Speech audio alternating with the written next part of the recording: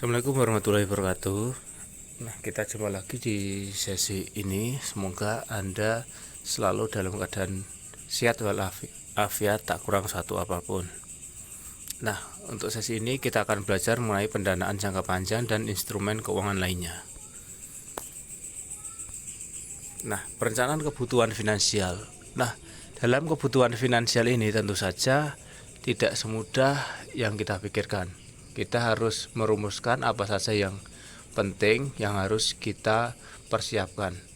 Oleh karena itu, perencanaan ini meliputi kebutuhan apa saja yang diperlukan, berapa jumlah kebutuhan masing-masing jenis, serta kapan kebutuhan itu diperlukan. Jadi jelas dalam hal ini mengenai yang disebutkan ini otomatis harus kita persiapkan dengan sebaik mungkin. Nah, untuk melakukan hal itu tadi diperlukan langkah dalam menyusun rencana. Yang pertama adalah formulasikan tujuan jangka panjang. Jadi yang kita persiapkan itu tadi tidak hanya bersifat keuntungan secara jangka pendek saja. Kita harus memikirkan mengenai perencanaan tersebut secara jangka panjang. Jadi bisa sebagai suatu strategi yang terus efektif ke depannya. Kemudian yang kedua adalah formulasikan strategi keuangan perusahaan. Jadi berdasarkan formulasi tujuan jangka panjang itu tadi, kita harus menyesuaikan dengan strategi keuangan dalam perusahaan. Nah, titik keuangan perusahaan itu berada pada titik mana, kita harus mempersiapkannya. Kemudian yang ketiga adalah menyiapkan prosedur untuk menciptakan mekanisme koordinasi yang baik. Nah, dalam hal untuk menciptakan mekanisme koordinasi yang baik ini berhubungan dengan antar lini dalam perusahaan. Otomatis ini berhubungan dengan misal dari manajer utama, kemudian dari manajer bagian maupun dalam tingkatan yang di bawahnya. Jadi kita harus mengkoordinasikan dengan sebaik mungkin antar lini. Nah, ini contoh ya, contoh risam hasil analisis SWOT. Misalkan ya, bidang teknik operasional. Nah, programnya itu adalah peningkatan pelayanan kepada pelanggan dalam waktu 5 tahun. Misal seperti ini ya. Kemudian dalam bidang sumber daya manusia, ini berupa pengembangan sistem manajemen sumber daya manusia. Nah, yang ketiga dalam operasi, maksud saya dalam organisasi dan manajemen, programnya adalah pengembangan organisasi dan manajemen. Dan dalam bidang keuangan adalah restrukturisasi utang, manajemen kas, manajemen piutang, divestasi aset, dan tambahan modal. Nah, ini adalah contoh risam dari hasil analisis SWOT. Jadi dalam masing-masing bidang sudah harus menetapkan program masing-masing apa yang akan dilakukan. Ya, jadi ini berupa perencanaan secara jangka panjang. Jadi tidak hanya berupa perencanaan secara jangka pendek saja. Yang pertama, kita akan membahas mengenai perencanaan sumber dana. Nah, tambahan kas pada bulan tertentu dapat diketahui melalui rencana penerimaan dan pembayaran. Selanjutnya, perlu direncanakan sumber-sumber yang sebaiknya ditarik untuk menutup defisit kas. Sumber dana jangka pendek antara lain. Nah, ini sumber dana dalam jangka pendek ya. Yang pertama adalah kredit dari bank, kredit dari lembaga-lembaga kredit yang lain, dan utang kepada perusahaan lain. Kemudian yang terakhir adalah mengeluarkan saham. Nah, dari keempat hal ini dikatakan sebagai sumber dana secara jangka pendek. Kemudian yang selanjutnya adalah mengenai kebijakan sumber dana, yakni beserta risikonya. Nah, dalam hal ini ada istilah struktur kapital. Jika sumber dana dari modal asing sebagai ganti dari modal sendiri, maka apakah hal ini akan berdampak terhadap nilai saham dan bagaimana pengaruhnya? Kita bisa melihat ada investasi, kemudian ada risiko usaha. Dalam hal ini struktur kapital itu berhubungan dengan risiko finansialnya. Ya, seperti itu ya. Nah, dalam hal ini kita lebih membahas ke risiko finansial. Nah, di sini ada dua hal yang mengenai risiko finansial ini. Yang pertama adalah risiko tidak bisa membayar kembali utang dan kewajiban-kewajiban finansial lain. Jadi perusahaan yang menggunakan sumber dana akan menanggung beban tetap, yakni sebagai leverage factor. Jadi dalam hal ini ya, risiko ini ya sudah ya, karena sudah ada risiko, jadi tidak bisa membayar kembali atas utang dan kewajiban. Dan risiko atas besar kecilnya bagian laba dari pemegang saham. Jadi semakin besar leverage factor, semakin besar beban tetap atau bunga yang harus dibayarkan kepada kreditur. Yang selanjutnya adalah mengenai asumsi-asumsi. Yang pertama, rasio antara utang dengan saham. Dalam hal ini debt to equity ratio akan diubah dengan cara mengeluarkan saham untuk membayar utang, atau sebaliknya mengambil utang untuk membeli saham beredar. Yang kedua, tidak ada pajak pendapatan. Yang ketiga, laba usaha tidak ada kenaikan dan harapan laba usaha di masa datang. Semua investasi memiliki harapan yang sama atas laba sendiri. Nah, itu ya, dari keempat asumsi. Dan melihat perubahan debt equity ratio ya. Jadi pendekatan net income ini adalah bagian laba atas pemegang saham yang dikapitalisasikan dengan suatu angka kapitalisasi yang konstan. Nah, O itu dikatakan sebagai EBIT ya, I itu interest ya, itu equity, ini adalah GS. Nah, jadi nanti untuk menghitung QO nanti kalau kita bahas itu adalah rumusnya O per V.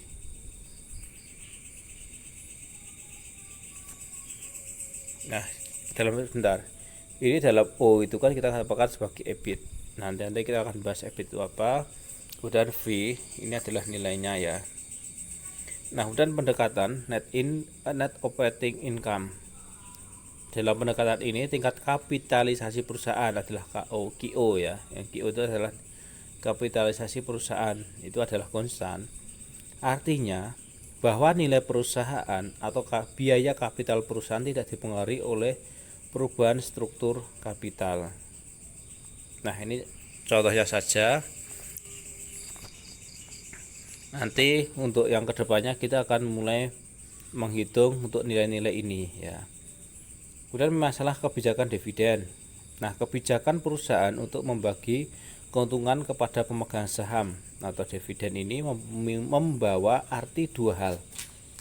Yang pertama adalah dana dibagikan kepada para pemegang saham. Jadi nilai yang sudah ditetapkan sebagai nilai dividen harus dibayar atau diberikan kepada para pemegang saham. Yang kedua, dana untuk membelanjai kebutuhan pengembangan usaha. Hal ini tercermin dalam rencana pada pos laba yang ditahan, seperti itu ya. Dan ada dua kebijakan dalam dividen ini. Yang pertama adalah sebagai kebijakan pembelanjaan jangka panjang. Dalam hal ini, pembagian laba secara dividen berarti pengurangan terhadap sumber dana jangka panjang untuk membelanjai pengembangan suatu usaha. Dan yang kedua, sebagai kebijakan untuk memaksimumkan nilai perusahaan. Dalam artian ini, kebijakan dividen berpengaruh kuat terhadap harga pasar saham yang beredar. Oleh karena itu, manajer dituntut membagi dividen sebagai realisasi harapan hasil bagi seorang investor. Nah, kemudian kita akan membahas mengenai pasar modal karena kita sudah membahas mengenai kebijakan dividen pada pertemuan sebelumnya. Dalam pasar modal ini dipandang sebagai salah satu sarana yang efektif untuk menarik dana dari masyarakat yang kemudian disalurkan ke sektor-sektor produktif.